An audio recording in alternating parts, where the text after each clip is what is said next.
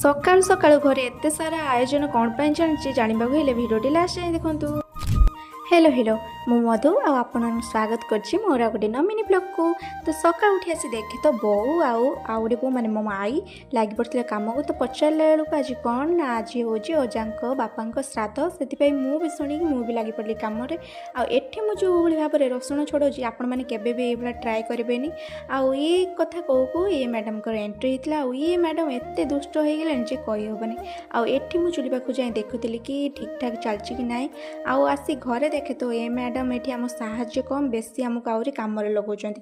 ଆଉ ଏତିକି ଆଉ କହିଛି କି ତୋତେ ମାରିମି, ସେ ଆସି କେମିତି ଏଠି ଲୁଚିଛି ଦେଖନ୍ତୁ। ଆଉ ତାକୁ ଏଠି ଆଣୁଛି କି ତୁ ପଳେଇ ଆସେ ସେଠି ରହନା, ନା ସେ କାନ୍ଦି ଓଲଟା ସେଇଠିକି ଯାଉଛି, କହୁଛି ତୁ ପଳା।